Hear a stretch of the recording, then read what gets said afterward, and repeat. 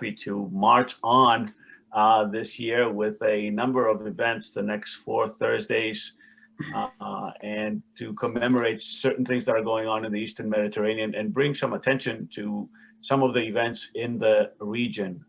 We're very honored today to have with us Mr. Fetouri, who is a award-winning journalist and academic from Libya, to talk about 10 years after Gaddafi's death in Libya, and almost, a week or so before the commemoration, the 10th anniversary of the bombing of Libya by NATO and EU forces, and sort of the Arab awakening spring, certainly an Arab winter in retrospect.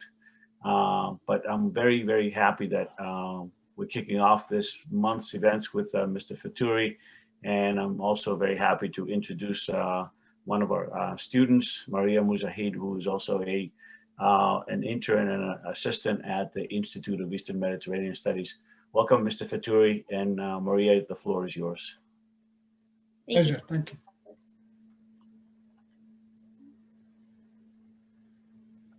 Okay, so welcome everyone. We will be starting.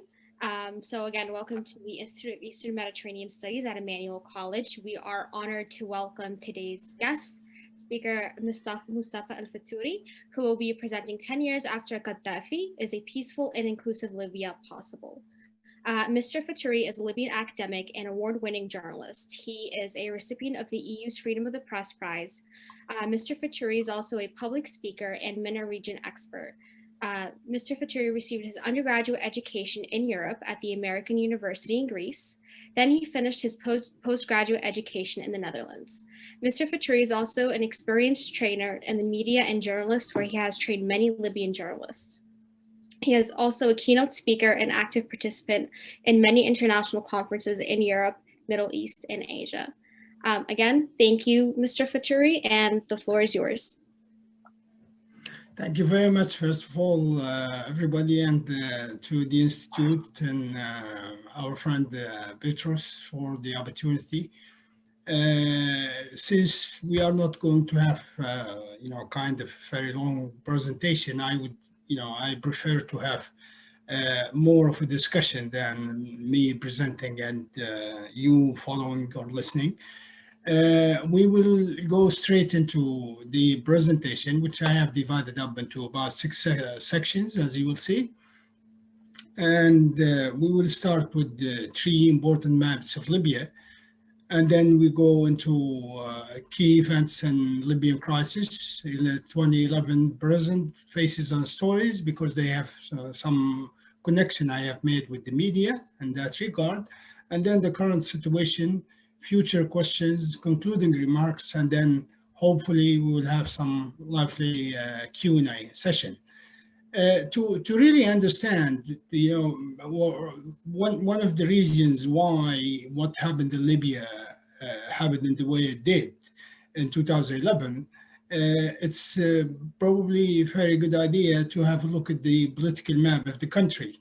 As you can see, in Libya's geographical situation, or position, if you like, it's exactly in the middle of North Africa, opposite Europe, just about 1 hour flight or something from places like Malta and Rome in Italy. And it's also part of the East Mediterranean, if you look at the East Mediterranean side, which gives it a kind of very important strategic position, for anybody who wants to reach Africa. Libya is one of the best gateways and easiest ways as well to go beyond the Sahara into Africa proper. So in that respect, this is one of the reasons, among others, why Libya, the so-called revolution in Libya went in the way it did, and it has been going on for the last 10 years. The second map is I would like to look at, which is also another reason, a very serious reason why Libya was of interest to NATO, and it is of interest to so many countries today still. It's the oil and gas resources the country has. And as you can see it in the map, it's almost everywhere. And that makes it a very important country in the region, stability of which is very important, not only for the energy market in the world, but also for the regional energy market. And we have seen lately, at least over the last 2 years, a great Turkish interest in Libya, mainly stemming from, among other things, from the fact that Libya is very rich in oil and gas. And the last map we would like to see, I would like you to see, is the great man-made river, which is, when you compare the map to the oil and gas map, when you compare this map to the oil and gas map, you see it's almost identical. But this is not for oil, it's for water. It's one of the legacies of the late Gaddafi, whereby in the north area, where most of the population is centered around the coast here, lacks water, fresh water, drinkable water, and for irrigation, industrial use, and so on. So he started this great project, which took about something like a decade long to finish the first 3 phases of the man-made river, whereby water transported from places like here and here in the south and southeast, southwest, into the northern areas where water is lacking. And it takes something like 5,000 plus kilometers, to get the water from here to up to the north. So these 3 maps, they give you some kind of an initial idea why Libya in 2011 went into what it became nowadays. We go straight to the presentation, and then we start with the events that started in East Libya, in Benghazi, the second largest city of the country, with a small demonstration, the 15th, actually, not the 17th, as many people believe. And the 15th of February 2011, small demonstration for something totally unrelated to the so-called Arab Spring, which was ongoing process in Tunisia in Tunisia starting in December 2010, accumulating into the events that forced the late President Ben Ali to flee the country in the 14th of January 2011, and then moved on to Egypt to start on 25th of January, and then Libya on the 17th of February, but it was actually ignited, if you like, on the 15th for something from a small demonstration for against something that happened 6 years earlier, before 2005, into what it became later on as demonstrations against the Gaddafi regime itself. And then we are only, I'm here talking only about the key events that shaped the country and still shape it even today. So we move on into February 26th, and you see it's about just about 10 days or something between the 15th and 26th, when the first UN Security Council resolution 1970 was adopted against the Gaddafi government. And it included, a referral of Gaddafi and 2 of his top assistants, Abdullah Sanusi and his son, Saif al-Islam, into the ICC, the International Criminal Court. That was a very important event in the crisis in Libya, which also, why so? Because it indicates directly how the UN moved, the UN Security Council, which usually takes a very long time to do anything, to adopt any strong resolution like 1970 against anybody. So, but it was very quickly done when it came to Libya, which underlies the fact that there is some kind of interest beyond the Security Council, or actually among the 5 top countries in the Security Council, those with the veto powers, including, of course, the United States, Russia, and France, and the UK, and the rest of them. And then on the 17th of March, Of course, the demonstrations went on for beyond 26th of February, but they were not widespread in the country. If you like, there were about 80% of them in the eastern part of the country, from the middle of the country where the oil crescent is, all the way to the Egyptian borders. And the south and the west of the country, it was not as widespread, but it was very little small demonstrations in Tripoli. Beyond the 17th, between the 18th and the 19th of February, and then spread out to Misrata, which is the second largest city in western Libya. And of course, in Misrata, it was onwards, from the 17th of February until the end of the year. Well, actually, the end of March, when it became a civil war, not anymore kind of civilian demonstrations against the brutality of the government, which it claimed to be at the time. And then on 17th of March, the UN adopted the second resolution, 1973, which brought in not only sanctions against the government of the day, but also imposed the embargo, as well as gave the right. This is the critical point in this resolution, and why it became a turning point in the whole event in Libya. It gave the right to the UN members, any country or group of countries or regional organizations such as the Arab League, for example, or NATO, or you name it.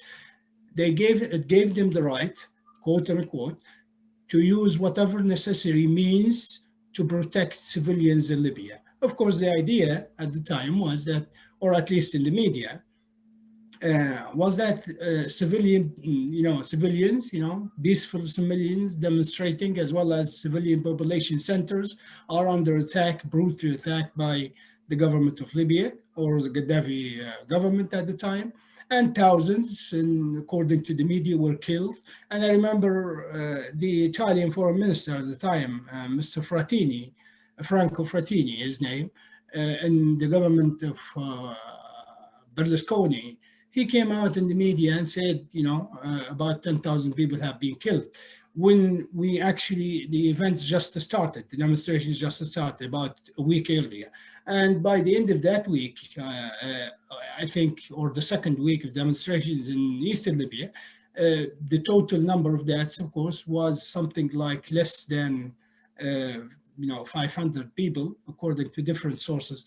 And we have to remember that the central government in Tripoli lost control over eastern Libya immediately, like in the 18th of February, when everything started. It was just 3 days into the crisis, and the government was not in control anymore in the eastern part.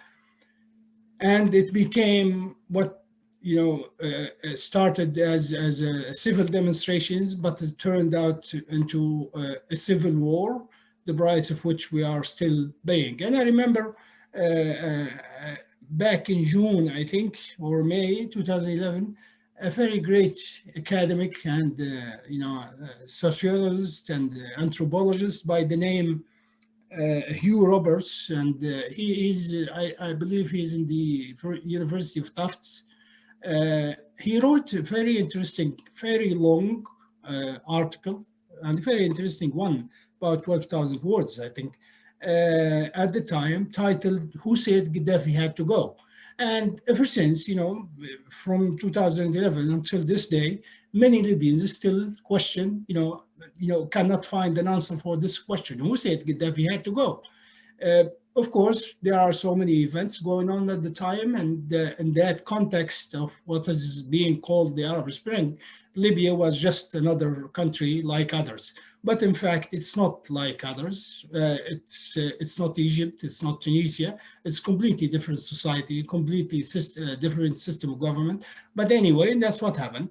And in March 17th, the United States, before the United States actually launches Operation Odyssey, Dawn, over Libya, mainly by launching cruise missiles from the sea and the air. Before that, just a few hours earlier, who ignited the war actually was France. before even the resolution 1973 was adopted, just a few hours before the resolution and the Security Council was adopted, which gave, as I said earlier, the right to everybody to do whatever they like in Libya. And everybody rushed to do whatever they can in Libya, and without any plan, without anybody actually having an actual plan for the day after. What will happen after the regime is destroyed? It was a barn, the regime was going to be destroyed anyway. And Gaddafi had no place, he will end anyway as a person, as well as the ruler of the country. Anyway, on March the 30th, NATO countries came together in Paris in a series of meetings, and they decided that NATO should take over. And we have that, interesting, meaningless actually sentence from former President Obama when he said, "We are leading from behind." I don't really know what leading from behind means, in such a situation when there is an actual war. Anyway, and NATO launched the Operation Unified Protector, assumingly to protect the civilians. I was in Libya, by the way, throughout the events, and I left the country for a brief time, about 3 weeks to attend the conference in Athens, Greece, and then I came back. That was late in the war, like in July or something. But I never. So I'm a kind of an eyewitness, who saw almost everything, at least in the greater Tripoli area. And then we other major events. It was very notable. There were some kind of peace initiatives. Most importantly of all, I will mention two. One was by the Greek Prime Minister, Mr. Papandreou, George Papandreou Jr. Papandreou. His father was, of course, Prime Minister before.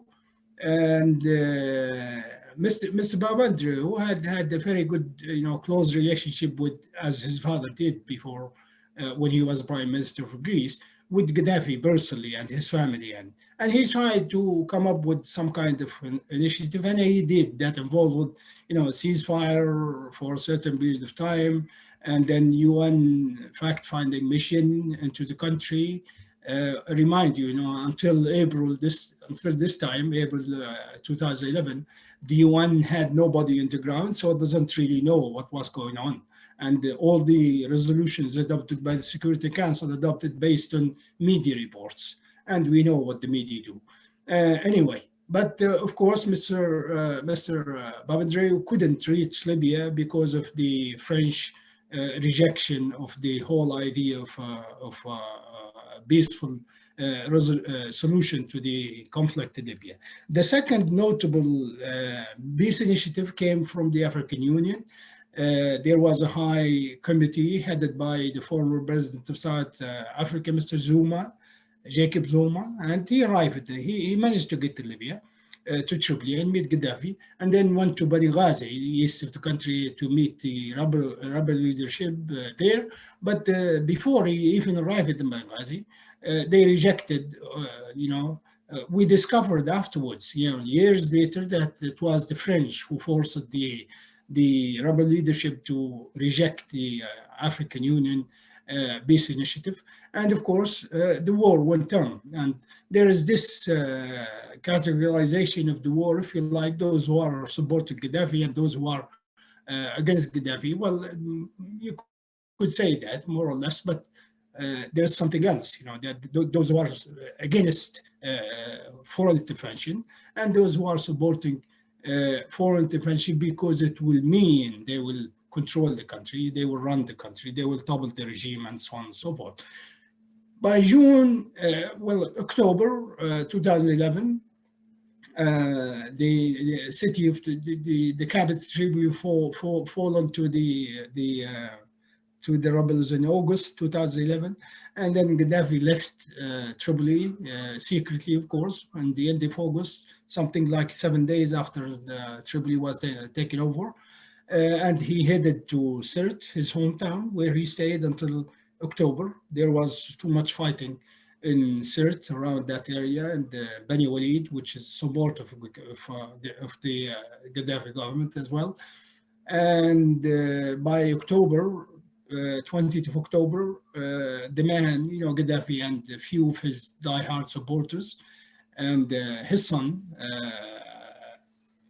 Mu'tasim, tried to get out of Sirte because of the siege. They had been under siege for about something like nearly 2 months.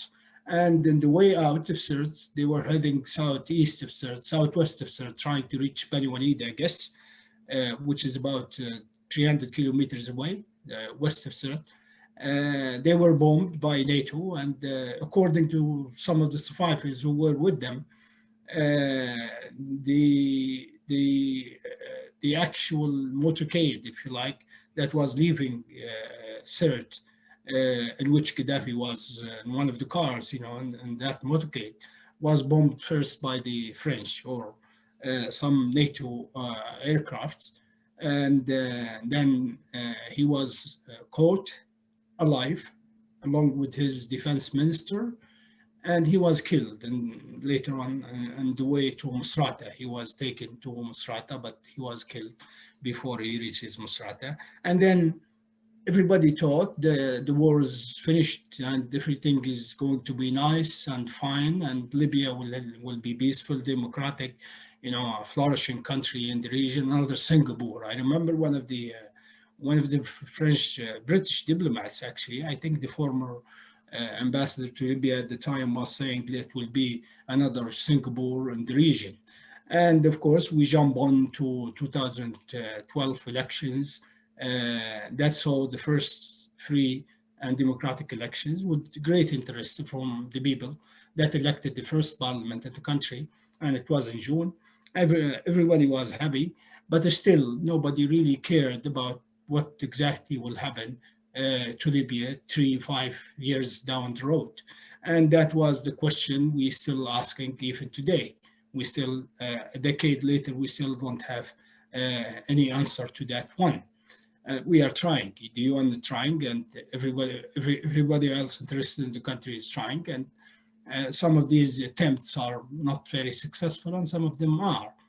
Anyway, by October 2012, we had the first internal war, which is ironically authorized by the parliament itself. When the city of Bani Walid, southwest of Tripoli, about 180 kilometers, my hometown, by the way, and west of Sirte, was accused of harboring and, providing refuge to Gaddafi supporters and very, very big names of the Gaddafi government when there was nobody, and the city council, I remember, tried,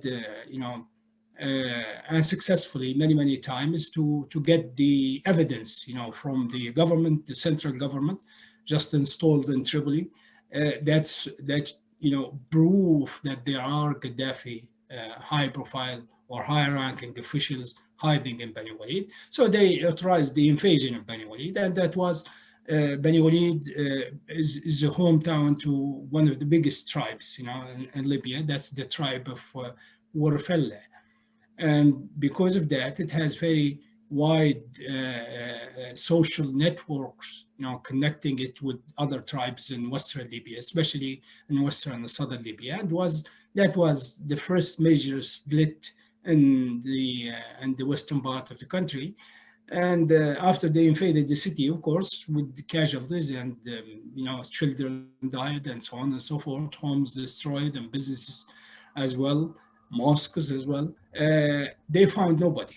None of the people they mentioned, like Musa Ibrahim, the former spokesman of the government, and Milad al-Foghi, one of the top, military officers, they were not there. Nobody was there. They even claimed that Khamis Gaddafi, the second son of Gaddafi, was himself there when he was actually already dead in Tarhuna, I think, somewhere else.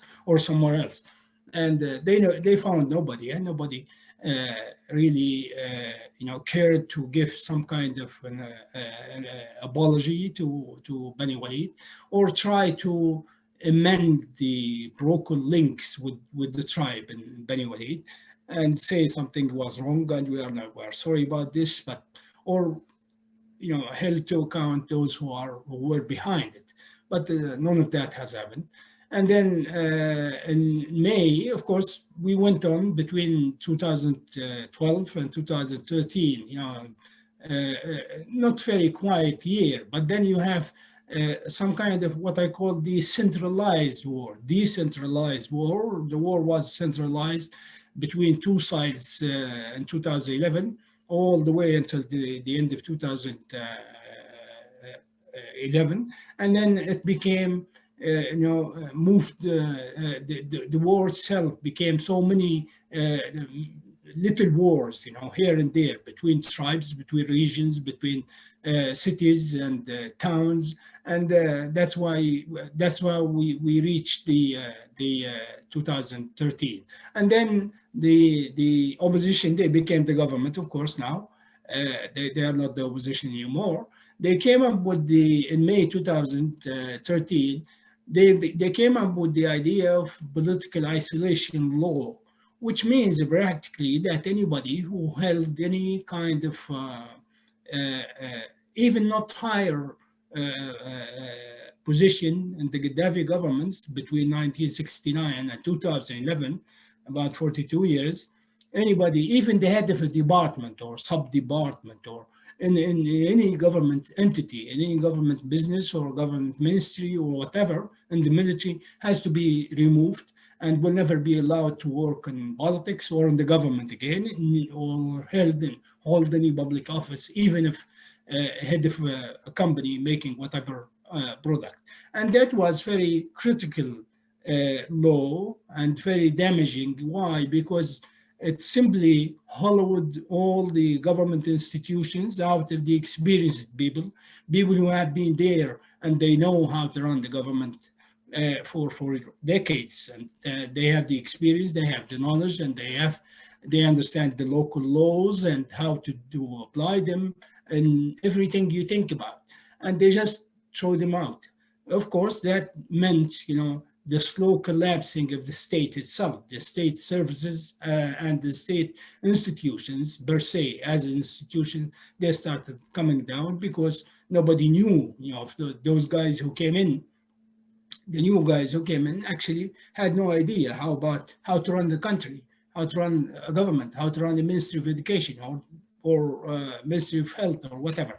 In September 2013, between September 2013 and September 2016, and this is the economic side of the events at the time, we had the blockade of the oil exports from the oil terminals in the middle of Libya, especially in the middle of Libya, as we saw in the early map.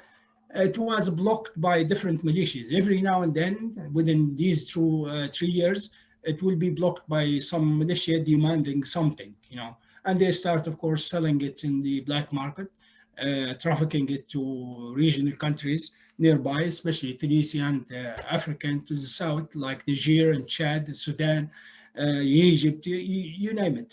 And the problem with the oil, it's only the oil and gas, actually, it's the only source of revenue for the entire country. So if you stop oil exports, that means you are killing the people, killing the state first, and then of course you are killing the people. They will not have any money to spend in their life. So that was one of the early economic problems of the conflict, and it went on this on and off oil exports until very recently, about just months ago.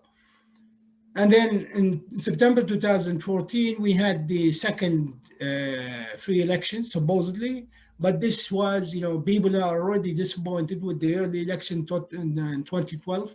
And of course, 2 years later, we had a war, many wars actually, including the biggest one in Bani Walid, after the 2014 elections and the 2012 elections. And then the turnout for 2014 elections was very dismal, very bad, very low, actually. It doesn't say anything about, the country and the people that have been oppressed for so many years, under Gaddafi. They never had elections before. and you would expect them to be very eager and very enthusiastic about elections, but that was not the case. They are already disappointed from what happened with the first parliament, and especially the invasion of Bani Walid. They kept asking, how could the parliament decide to invade a city in the same country? And of course, we had the election, but then the big split came between east of the country and west of the country, and started after the results of the 2014 elections came in, whereby the Islamists, mainly the Brotherhood, who were banned before 2011 under Gaddafi, all the parties were banned actually, they did not accept the result of the 2014 elections, and they decided to take power by force. So they collected their militias and the supporters and invaded Tripoli, took over Tripoli. The MPs, members of parliament elected already in 2014, had to flee and moved east of Libya to the city of Tobruk in the far east, very close to the Egyptian borders and the coast in the east of the country, and established the legal, if you like, official, recognized parliament over there. And that's what happened.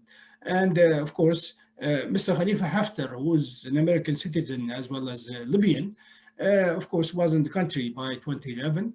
And he actually launched what he calls Operation Karama, or Dignity, in starting from Benghazi in March of that year, by just announcing it on TV without any action, having actual force. Why did Haftar do that? For among many other reasons.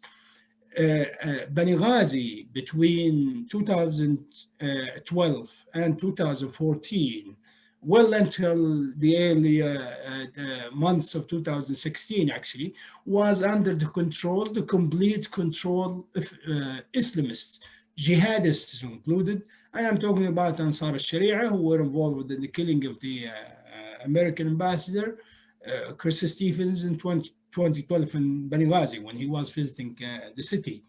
And those different, groups, among them Al-Qaeda related, Al-Qaeda affiliated branches of Al-Qaeda, Ansar al-Sharia, and then we had ISIS, or Daesh, as we say in Arabic. They were actually in control on most of the eastern part of the country, including Benghazi and the far east city of Derna. And they started killing anyone, especially the security forces personnel, the military high-ranking officers in the eastern part of the country, activists, journalists, anybody who says no to them or criticize what they are doing in the city, they would kill them. So Haftar was actually a target. He will be a target for those people one day. So he tried to prevent that. He tried to prevent that and claim back part of the country when he launched Operation Dignity, and he got the support from different military circles in the eastern part of Libya, who were actually so many of them were killed already. And he started the war in Benghazi, which lasted almost 3 years, to take over the city from the Islamists, but the price was very high. It was completely destroyed. The city was completely destroyed. Thousands were fleeing their homes, and thousands were displaced inside the country and outside, and nobody knows how many people were killed. Actually, but I guess it's 3 times or 4 times the number of people who were killed during the Gaddafi war, the 2011 war with the Gaddafi government. And then we move on to August 2014, and then we had the first war, which was actually split the country, did split the country between 2, east and west, as I explained. And then in December 2015, the United Nations mediation efforts succeeded in signing the Libyan political agreement in Morocco on 15th of December 2015. And the political agreement brought in the Government of National Accord, as we say, GNA, which is still in power in Tripoli. And but we hoped, at least Libyans, we hope that will be the end of it, and we will have some kind of elections later on, and then we should have some kind of peace and tranquility and get on with our lives. But that was not the case, And just 2 years later, I'm sorry. And December 2015, this is the second big mistake the United Nations made in the Libyan crisis, when in December 2015, it adopted Resolution 2559. Why it was a mistake? Because the government GNA, the Government of National Accord, was supposed to get a vote of confidence from the parliament, but that never happened. But before even it was submitted to the parliament, the UN Security Council in this 2559 resolution came out and said, we recognize only GNA as the only legal government of the country, and the government that was elected, which is already in Tobruk, as we said before, was not recognized by anybody or by the UN anymore. So that was the second major split that really divided the country into two. So we had two governments, one in Tobruk, which was elected but not anymore recognized by anybody, however supported by elected parliament. And then we have the GNA, which was produced by the UN mediation efforts in Libya, UNISMEL, the organization that's taking care of the situation in Libya. And then again, war was decentralized to local levels, especially in the western part of the country, as well as in the south. And by May 2018, Derna, far east, east of Benghazi, northeast of Benghazi, and the eastern part of the country became the central hub for all Islamists, if you like, including Daesh. Daesh became a big player starting from Derna, ISIS. Became a big player out of Derna before it arrives to Sirte a year later, and a year later after 2016. I mean, the end of 2016, they got to Sirte and it became the second hot place for them, recruiting people, and they were gaining strength every day, and they became a kind of serious problem. Nobody really had the power then, the manpower or the firepower to get rid of them, until the U.S. used its Africa Command to help there, launching something like 400 plus airstrikes over Sirte alone in the space of 2.5 months to get the Islamists out. Anyway, in May 2018, Derna war started by Haftar, and was, it took about, something like 9.5 months, I guess, and it was over. But again, the price was very heavy. The city paid for civilian casualties as well as destruction of properties and so on. And in January, this was very central event as well, very key event, if you like.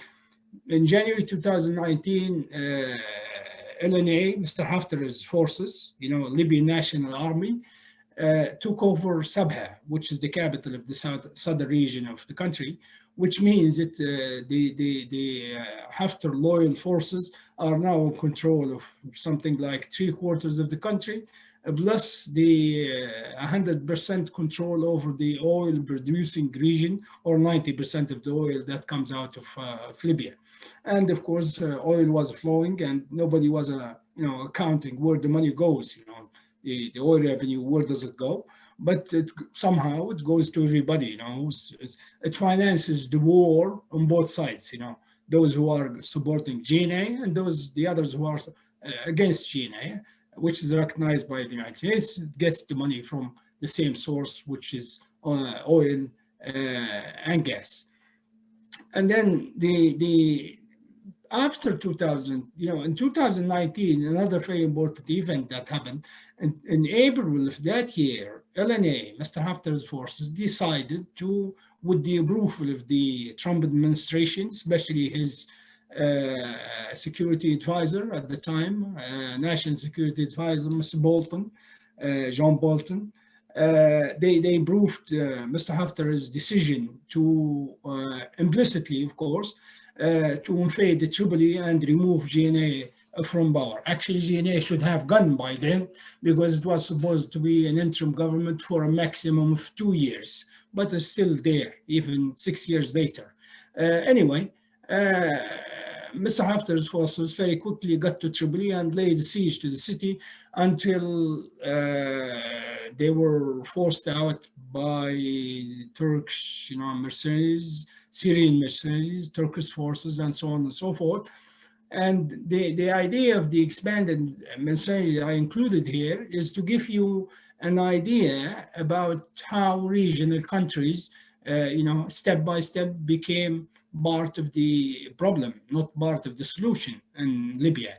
And even in, starting in 2011, foreign interference actually was one of the reasons why it was not possible to settle Libya and reach some kind of political settlement among Libyans themselves. In April 2019, at the same time, just a few days before Mr. Haftar decided to invade Tripoli, and nobody knew, of course, he was preparing to invade Tripoli. The UN envoy, Mr. Ghassan Salama, at the time, a Lebanese diplomat, and Mr. Guterres, the UN chief himself, were in the country, and they were preparing to launch a very important national inter-Libyan conference that was supported by everybody, publicly speaking, supported by Haftar as well as GNA and all military cadres in the country and so on. That could actually cement the barrels of an early solution, peaceful solution, settlement to the country. But then Mr. Haftar got the green light from the Trump administration and launched his invasion of Tripoli, which took us until June 2020. In the meantime, Turkey, in 2000, this is very important in the regional context as well as the Libyan context. In November 2019, GNA was about to fall. Tripoli was about to fall to Haftar. They were under siege for months, and it was very important, kind of impossible for them to continue for another month or so. But in November, GNA, was blackmailed by Mr. Erdogan to sign a deal with Libya, with the government of GNA of the day, which is GNA recognized by the UN, as I say, as the only legitimate government, that they marked the maritime boundaries between the two countries, which is completely illegal, illogical, and nobody accepted it. Greece was very angry, Cyprus was very angry, Egypt was very angry, the EU was very angry, the UN was not satisfied at all. Anyway, but it was a kind of, unlike you two fellows getting in the same bed, it was a coalition of interests between the GNA to stay in power. They needed the Turkish support. And for Turkey to support them, they needed something from Libya, which is the maritime demarcation contract.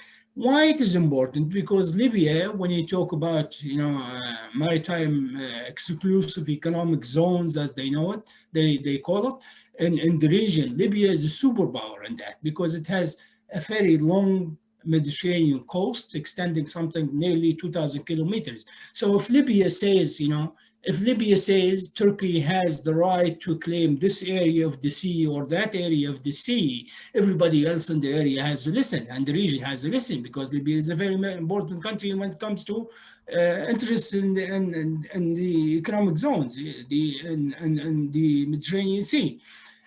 Before this, before this deal between Libya and Turkey, Turkey was very limited in terms of the places it can claim to be its economic zone in the Mediterranean, because of the problems it has with Greece and the problems it has with Cyprus, because Cyprus is split between two, Turkish and Greek Cyprus. But I mean, the Turks invaded the island in 1973. We know that.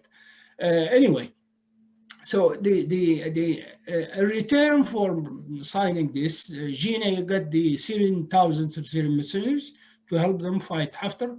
And of course, they got drones from Turkey, they got experts and military help and so on and so forth. And then we saw thousands of Wagner Group, which is a private military company, a Russian military company, fighting for Haftar, as well as dozens of others from Sudan, Niger, Chad, the neighboring countries of Libya.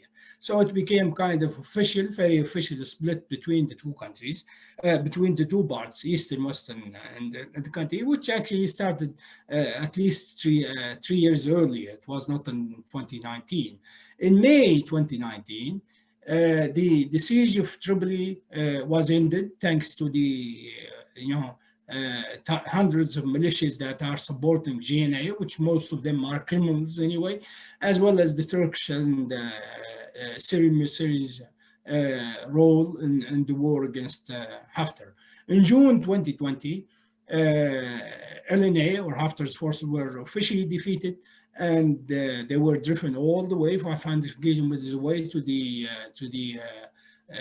outskirts of Sirte, and they stayed there, and they are almost under siege in Sirte now. And the front line moved from southern Tripoli to Sirte al-Jufra area.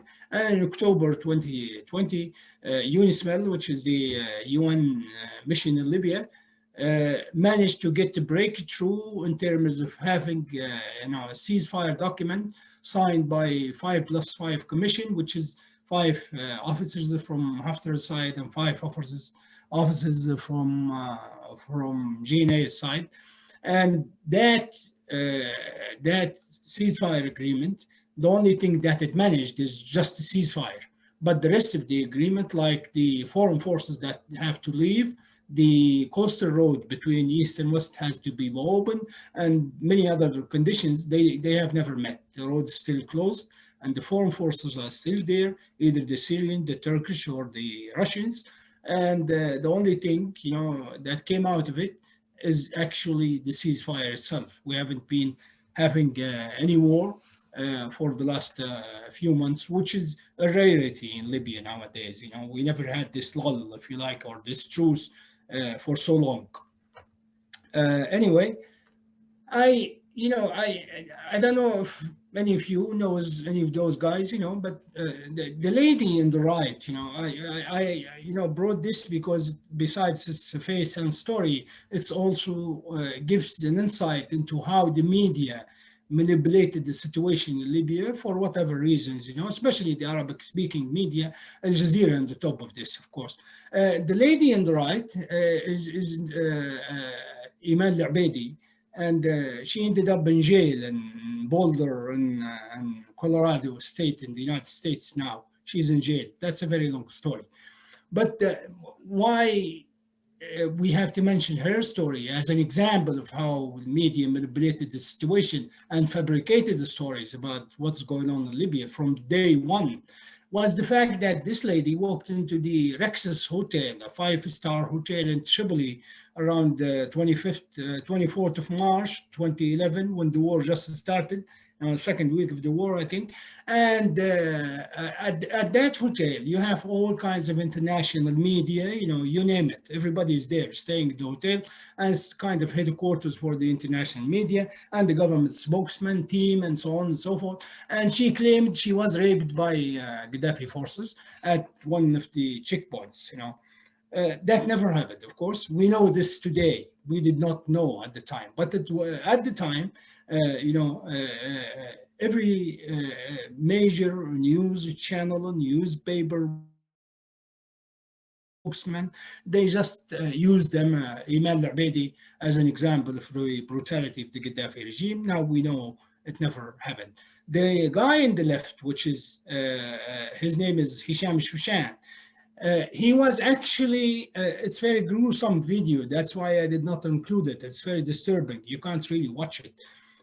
He was a military person. And one of the ideas that perpetuated in the media was the fact that, they repeated it all the time from day one, was that Gaddafi government was using mercenaries from Africa and other countries to fight the civilian population before they became armed rebels, which took only a few days. And this guy was in Al Bayda, in far eastern part of the country. And he was actually in the 16th of February, just one day into the crisis. He was coming back to he was a military officer, a Libyan military officer from Western Libya. He has been stationed there for, the last 6 months or so. As usually, they rotate them from around the countries. Everybody does that. Every country does that. And he was coming back from a football match.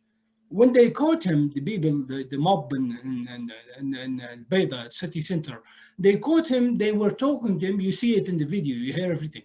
You see, they are talking to him as an African mercenary that he came in to fight for Gaddafi, and he tried to convince them, I'm Libyan. I am from another city in Western Libya, very well known, called L'Ajilat, close to the Tunisian borders.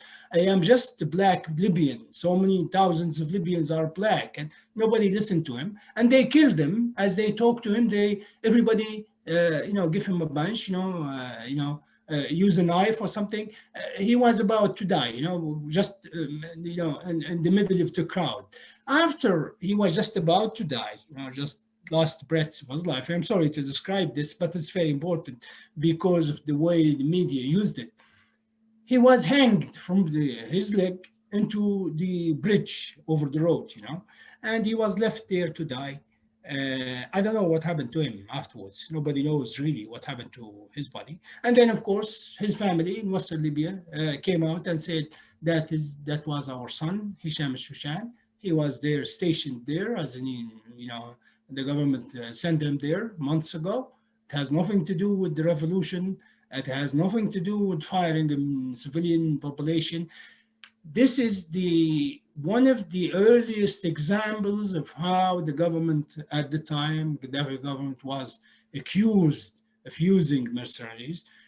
And 10 years later, we still don't have any proof of it, but we do have hundreds of proofs to prove that GNA and all those revolutionary governments we had after 2011 have indeed used and still use foreign fighters and mercenaries to fight for them for reckless causes, actually.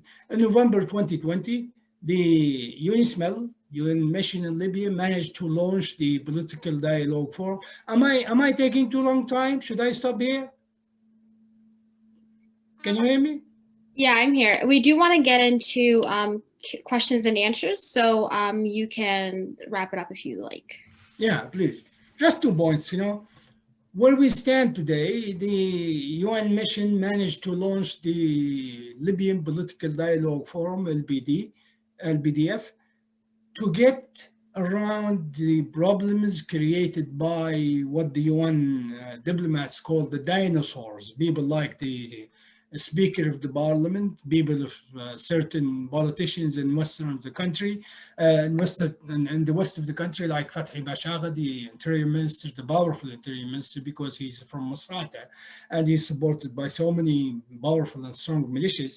Those people don't want any solution to the political crisis. They just, because the status quo, the former UN envoy to Libya, Stephanie Williams, the American diplomat, very experienced lady, used to call them the status quo party, political party, because they are benefiting from it every day, so they don't want a solution. So Ms. Williams came up with the idea of LBD, which literally took over the country in terms of deciding who the government should be and how it comes to power, and who should give it the vote of confidence, and so on and so forth. We had that, signed. We had semi-elections in Geneva, if you like, within the LBD, 75 people who actually elected a new presidential council, as well as designated the new prime minister, who is still trying to get his government through parliament. The deadline for that, the vote of confidence, should be 8th of March, just a few days down the road. If the parliament fails to approve his government, then he will go back to LBDF, who will be approving it. But then we have the leaks from the UN sanctions committee in Libya, which says that Mr. Dbeiba, who is the designated prime minister now, and I will end with this, has actually paid money to get votes in the LBD, and the information was leaked to the press a few days ago. And the actual report and the investigation by the United Nations Committee and the matter will be published on the 15th of March. So just a few days, 2 weeks probably, maybe from today. And then we will know the facts whether Mr. Dbeiba actually bought the prime ministerial job or not. I'll stop here and then we go to the Q&A, please. Thank you so much, Mr. Fetouri. So the first question in the Q&A, I will read it to you, is by Jessica. What role did the people of Libya have in influencing their government's political or economic decisions during the Libyan crisis? During what? I'm sorry? What role did the people of Libya have in influencing their government's political or economic decisions during the Libyan crisis? Well, unfortunately, the Libyan people have very little role to play. They did not, manage to influence any major decisions or even little decisions. And I give you an example. For example, for the last 10 years or so, most of it, we had problems with water, problems with electricity, like for days, something like 2 days in a week, for example. Straight days without complete day and night without electricity, especially in the summer. Sometimes we get electricity only a couple of hours a day. We had the problem with the water because the early map I show you, the map of the river, actually, it has control stations along the way in different parts of the country. So any militia is not happy with something, they just go there and close the pipes. And I remember the most serious we had recently, the most recent serious one, water cut we had for about 2 months last summer in the middle of the COVID-19 pandemic. So people tried to demonstrate peacefully, but the problem is the militia-controlled governments, especially in Tripoli, turned to be out much more brutal and criminal than the security forces of Gaddafi, or they were just claimed to be. The other problem we have, we couldn't, people have everywhere in Libya, and they couldn't do anything about it, was the lack of money in the banks. You go to the bank, you want to get your money. Well, the 90% of the economy, 95% of the economy actually is cash-based. So you really have to pay in cash for almost everything. And, you go to the bank to get the money, you can't get the money. And if you are lucky enough, probably you had to queue for about 4 or 5 hours to get just 1/10 of what you want. So if you want 1,000 dinars, which is about $200 US dollars, you get just 100, and the 100 is hardly enough for them. Of course, we have a crisis, lack of fuel for your car. Usually it's very difficult to get by, especially in the big cities. There are days, it comes when it's completely impossible. You name it, So what Libyans could do actually, or have done to influence that, they couldn't really do much, because peaceful demonstrations nobody will listen to them ever. And if they get out, actually, because militias will be, waiting for them there, and they will shoot to kill. Please. Thank you for that answer. I believe we have Dr. Mustafa Sami. He has a question to ask.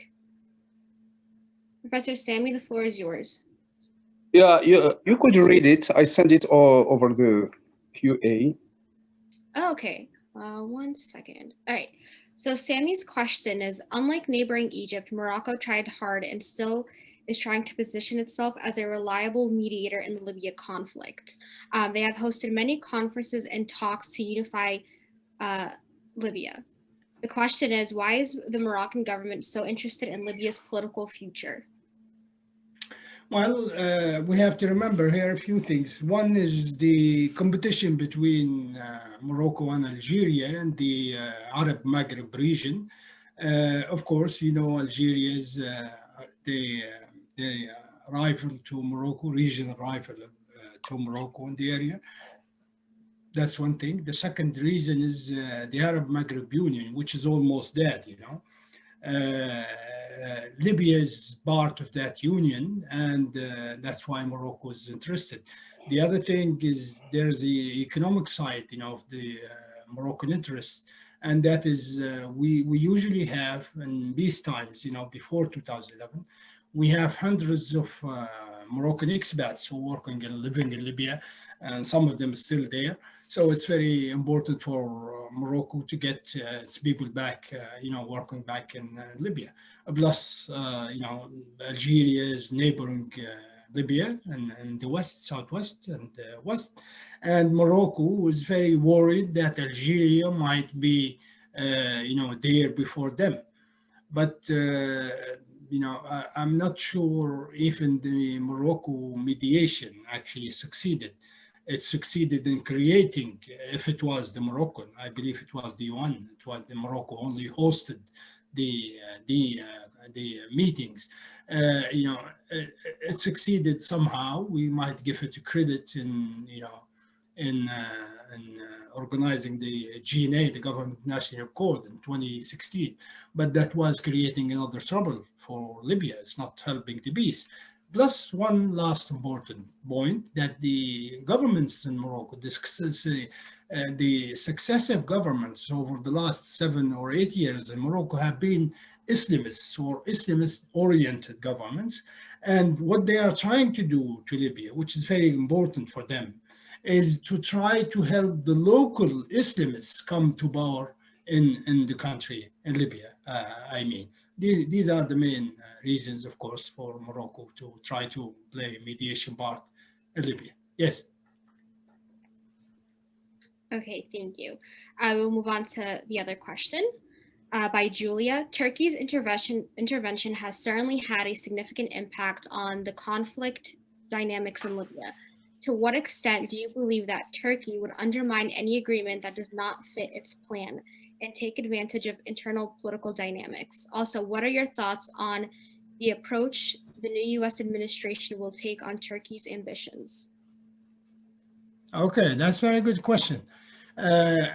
For Turkey, I don't think Mr. Erdogan, as long as Mr. Erdogan in power in Turkey, I don't think Turkey will ever leave Libya, and Turkey could prevent any agreement signed between Libyan parties from becoming effective. It could destroy anything at once. Why? Because it has very strong proxies inside the country, especially Mr. Mashaba, I mentioned earlier. He was the dynamo, if you like, behind the maritime deal with Turkey. Our Minister for Interior, Mr. Bashara from Masrata. And for your information, the political roadmap, which is a kind of mini constitution, interim constitution for the incoming government until that will take power until elections, hopefully on 24th of December. In that document, which is the mini constitution for this government, if you like, or they call it the roadmap, produced by the Libyan Political Dialogue Forum, LBDF, it has a clause that says the interim government, the incoming government of national unity, as they call it, Mr. Dbeiba and the others, should not do anything with Libya's external relations if that means those relations will become destabilizing for the country. When you read this in the context of what has happened, it's clearly meaning Turkey. They included this clause in the mini constitution or the roadmap, as I said, just to give assurances to Mr. Erdogan, so he doesn't, spoil the whole thing. So he let it go, and that's what happened. I actually confirmed it. When you read the text, that's what it says. Very, very kind of vague. It's not very clear. But I discussed it with the UN mission, of course, and I discussed it with members of the dialogue group in Geneva, and that's what they said. It's a kind of offering assurances to Turkey. I turn to the US. There are many other reasons, for Mr. Erdogan to be interested in Libya, oil and gas, a strategic position, and more, in the Mediterranean Sea itself. Now he thinks he has an ally, a very strong ally, which is Libya in terms of geopolitics. I mean, not military strength, against Cyprus, against the Greeks, against the Egyptians. But this will not last for long, because the next elected government in Libya, the first thing such a government will do, will actually renounce the maritime agreement with Turkey, because it's completely illegal. And indeed, it does not, disadvantage Libya in terms of demarcation of the boundaries. It does not disadvantage Libya, but it gives no advantage to Libya as well. Plus, we have much more stronger ties with the Greeks, with the Cypriots, with the Egyptians than with the Turks. We have a very bad history with the Turks, and they have been playing a very destructive role in Libya throughout the last 10 years. I turn to the US. I'm not sure if the Biden administration is now in a position, or the European Union for that matter, now in a position to actually do much when it comes to Libya. But we have seen throughout the Trump administration, when LNA failed in its invasion of Tripoli, the ambassador, Mr. Norland, the US ambassador to Libya, was the spokesperson, if you like, of the US government when it comes to Libyan issues. And he says, nice things, but he doesn't have any plan. Plus, why? Because he did not have the backing of the Secretary of State, Mr. Pompeo, or Mr. Erickson before him to do anything serious in Libya. That's one thing. The other thing, they don't want the Americans, actually, under Trump, they don't like the idea of getting involved in regional conflicts, such as in Libya, and he said it so many times. What the Biden administration can do, I'm not sure it will be too much. Why? Because Turkey is a NATO ally. Second thing, Turkey has very good connections with the Russians. It could irritate the Americans at any time. Third, Turkey is very important player, not only in Libya, but also in Syria and in Nagorno-Karabakh conflict. So for all these reasons, it will be pretty difficult for the United States to actually take serious steps, if you like, against the intervention of Turkey in Libya, as well as the Russian intervention, of course. We have heard the ambassador talking about the Russians, but not about the Turks. Yes, please. Okay, thank you. So we have time for one more question. This question is by Dylan. He says, thank you, Mr. Fetouri, for your presentation. Prior to colonization, Libya was divided into Cyrenaica, sorry if I'm mispronouncing, Fezzan, and Tripolitania. With the divisions resulting from Gaddafi's removal, is a split Libya returning to old regional identities as realistic means of achieving stability in the country? How could it help / hinder peace in the region, and how would water and energy play a factor? Well, that's a very important question. Yes, Libya historically, not institutionally speaking, not in terms of government and politics, used to be, made of 3 regions, Cyrenaica in the east, Tripolitania in the west, and Fezzan in the south. And actually, who created the split into 3 regions was the colonial powers, the British and Americans in the west and the east, and then the French in the south, and the Italian used to be in the west, in Tripolitania. Now, some people are trying to make this part of the ongoing, dynamics of the politics of the country and make it kind of part of the history of the country or part of the political solution to the settlement of the crisis in the country. That will not work. Why? Because Libya is very weak now, with very weak central government, and it's likely to be weaker for the years to come. And when you talk about three regions, there are always forces that inside the country who are getting support from outside, proxies, who would like to use this to split away the country. So we have people who are calling for a federalist system in the country, especially those in the eastern part. And the attempt is being made in the south as well to have a separate state in the south as well as a separate state into the east. And this is not a very kind of foreign idea, because actually one of the top Trump advisors in the earlier days of the administration discussed this very idea of splitting Libya into three with a couple of French, a couple of European diplomats who leaked the information later on. And I was in an audience with one of them who actually described what happened. That guy, that diplomat from the American, that advisor of the Trump administration, met him in a restaurant in Washington, D.C. and threw out a tissue paper and draw the map of Libya and said that's how we could solve the issue of Libya, by splitting it. So it's a very serious threat. What the current, political agreement, if you like, have made it even more serious threat to the unity of the country, the idea of having three different regions. Yes, please. Perfect, thank you. So I guess we have one final question.